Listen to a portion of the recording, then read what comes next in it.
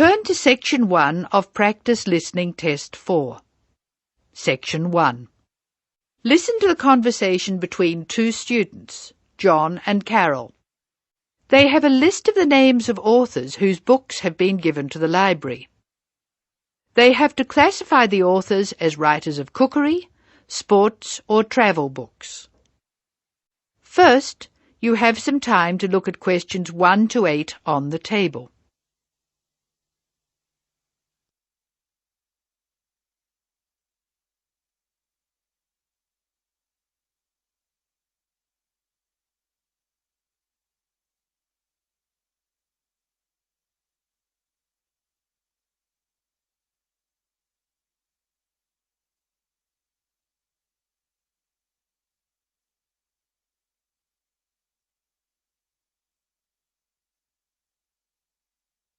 You will see that there is an example which has been done for you.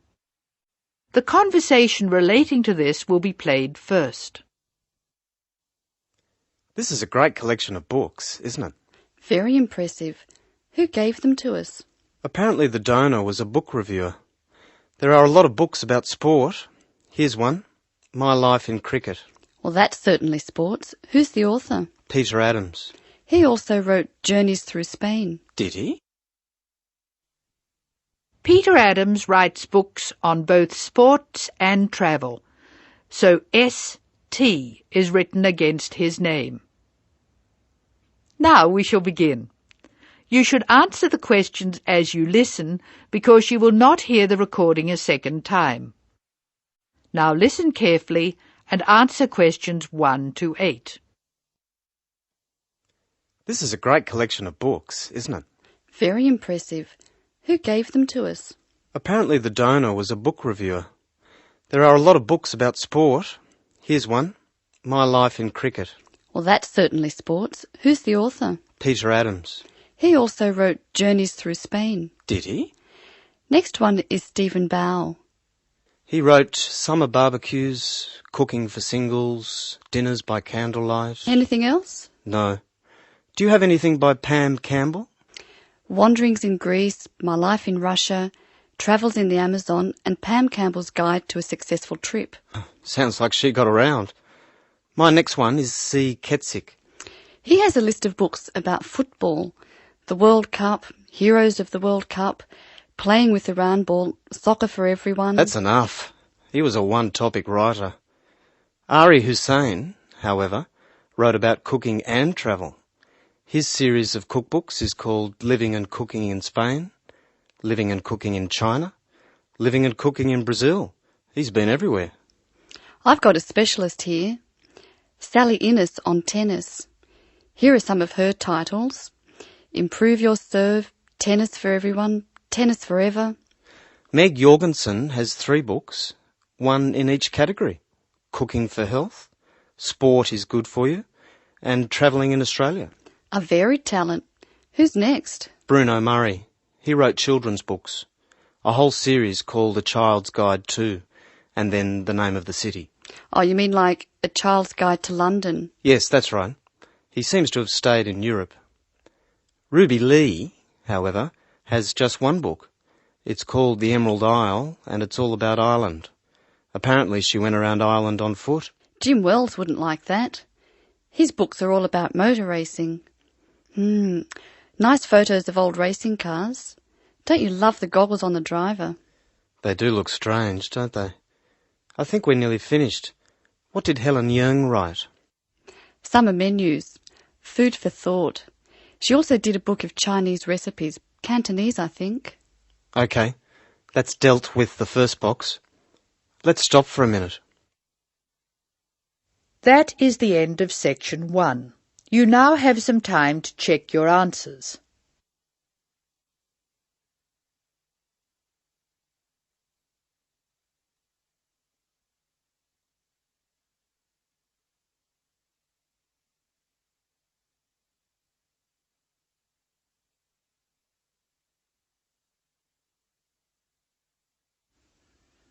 Now turn to Section 2.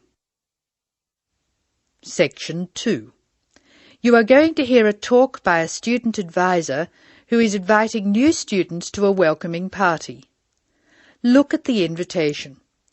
Tick if the information is correct or write in the changes. First look at questions 9 to 14.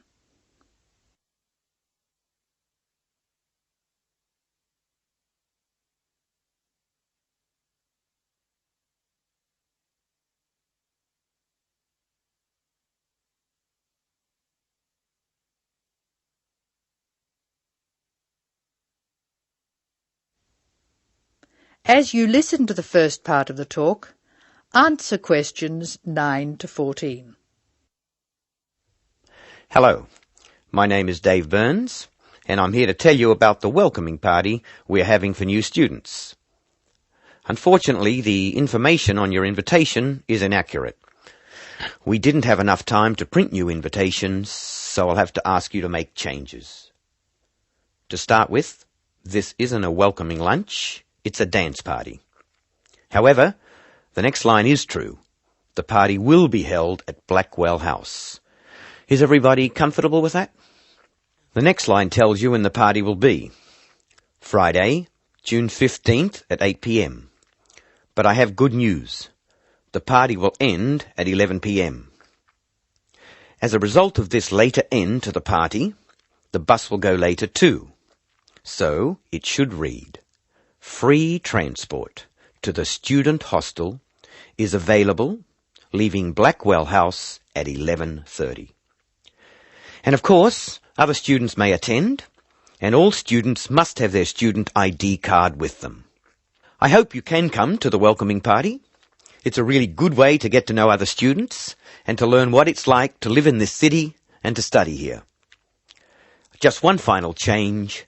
Please let us know by Thursday if you can come. Now listen while Dave Burns gives instructions for students who are going to travel by car to the party. First look at questions 15 to 18.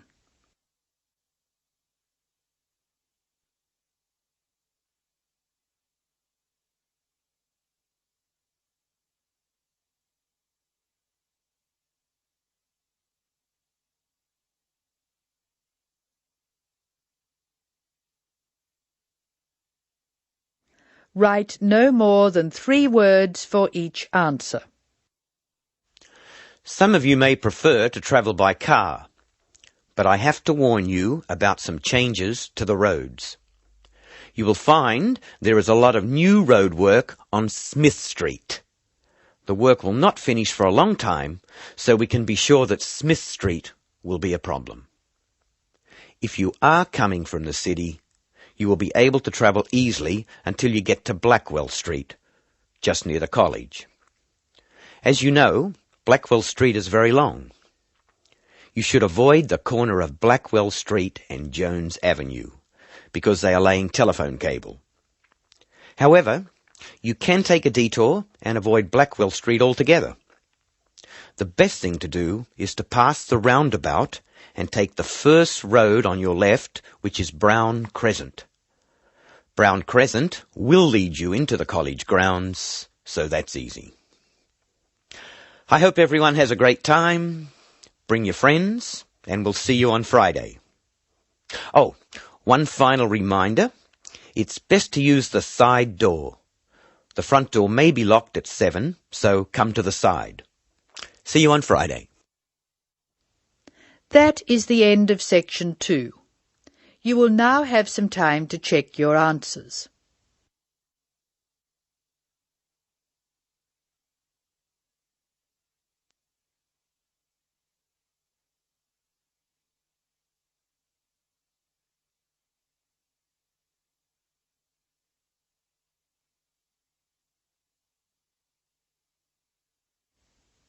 Now turn to section 3. Section 3. In this section you will hear a discussion between 2 students who have to describe a lawn sprinkler for part of their general science course. A lawn sprinkler is a machine designed to water gardens and lawns. In the first part of the discussion, the students are talking about the different parts of the sprinkler. First look at questions 19 to 23. Note the example that has been done for you.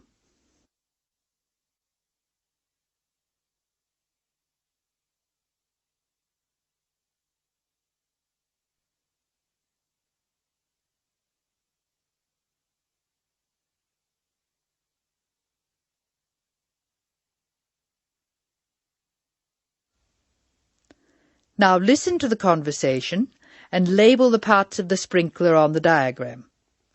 Choose from the box. There are more words in the box than you will need. Hello, Scott. I believe you're going to be my partner for this practical session. Have you got the model set up? Yes, it's right here. The instructions say we have to describe it first and label the diagram. I've started from where the water enters the machine. The water enters through a hose pipe and then it turns a water wheel. You can see where the wheel is marked by an arrow pointing upwards. It's called a water wheel because it's designed so the water will catch against the wheel. This action spins a series of gears. How are you going to describe the gears? There are 2 worm gears, one vertical and one horizontal. The horizontal worm gear drives a circular gear. That gear is connected to a crank which changes the motion. The crank is already labelled. Do you see the 2 white arrows? I see. Okay. The water has passed across the water wheel. Then what? Okay. Then you could say the water passes through the spray tube. Yes, I see. And the water is then spread over the lawn through holes at the top of the spray tube. How are you going to describe the base? How about this? The sprinkler stands on a base consisting of 2 metal tubes which join at a hinge at one end and continue into a plastic moulding at the other. That's certainly starting at the bottom. Do you want to mention that there's no water in the base? I don't think that's necessary. If you look at the diagram, it's easy to see that the only metal tube to contain water is the spray tube. You can actually see the water coming out of it. Now listen while Linda and Scott's instructor, Mark Stewart, talks to them. Answer questions 24 to 29.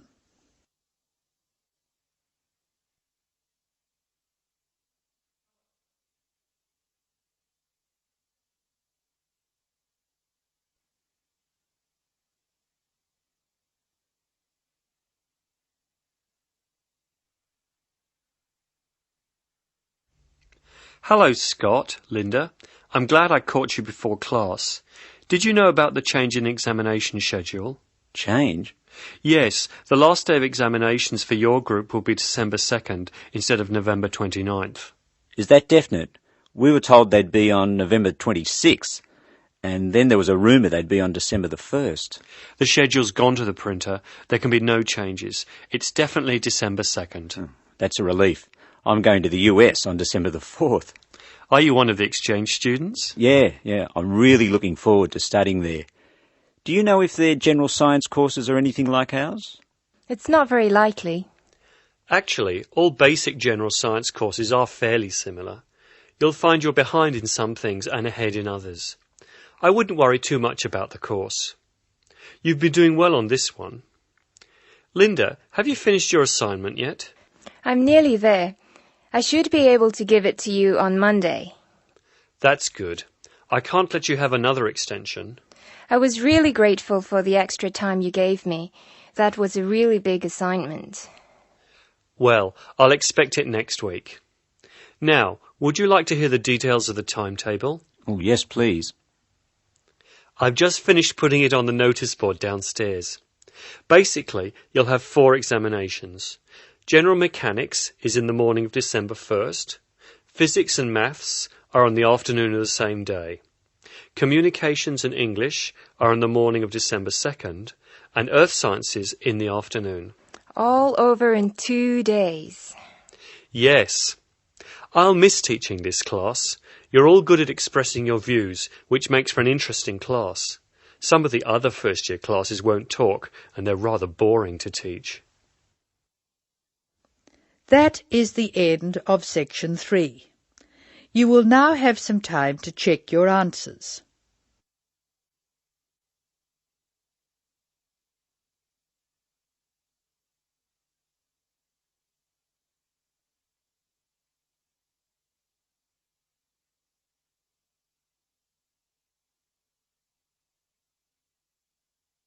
Now turn to section 4.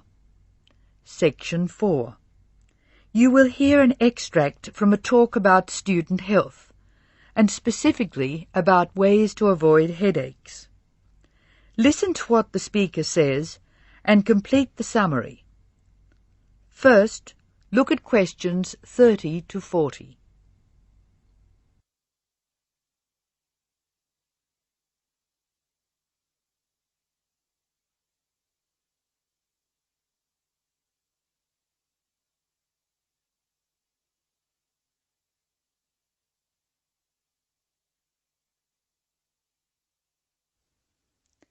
As you listen to the talk, answer questions 30 to 40. Complete the summary. Use words from the box. There are more words in the box than you need. Some words may be used more than once. Hello, welcome to the Student Orientation Programme.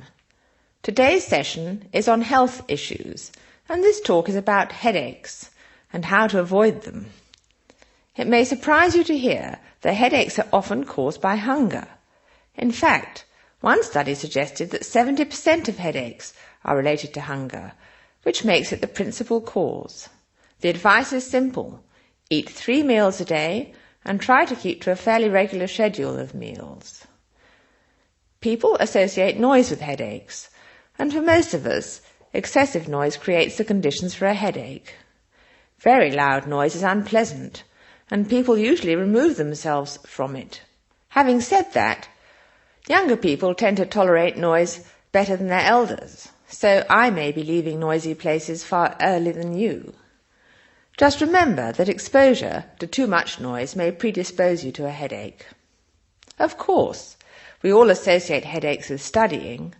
In fact, the headache probably doesn't come from the studying so much as from being tense. When we study hard, we often hunch over our work. Try raising your shoulders and tensing them, and now relax. Can you feel how much more comfortable a relaxed stance is? Another thing, it's very important to check that you are working in a good light. It will not actually hurt your eyes to work in a bad light, but it will make you tired very quickly and is very likely to give you a headache. What's more, if you have the book flat on a desk in front of you, it'll be harder to read, and you'll have to hold your head at an odd angle. It is wise to have a book rest, which raises the material you are reading 45 degrees to the desk. This will help reduce your chance of a headache. Try to relax before bed, so that you will be relaxed when you try to sleep. A soak in a hot bath may be helpful. It's also important to really sleep when you go to bed. A good mattress is a wise investment for people who want to avoid headaches. This talk seems to keep coming back to tension. Tension may cause you to chew too forcefully, clench your jaw or grind your teeth, and this in turn may lead to headaches. It is very easy to say that you shouldn't grind your teeth, and very hard to stop, particularly if you grind your teeth in your sleep. Try to avoid situations which will make you tense, particularly just before bed. If you do compulsively grind your teeth in your sleep, ask your dentist about a soft mouth guard. In general, try to eat regular meals and avoid tense situations. Be sure you get plenty of exercise. Hopefully your headaches will be greatly reduced. One other thing I should point out, avoid smoky rooms and cars. Such places certainly encourage headaches, and the smoke may be doing you quite serious long-term damage. That is the end of section 4. Now you have some time to check your answers.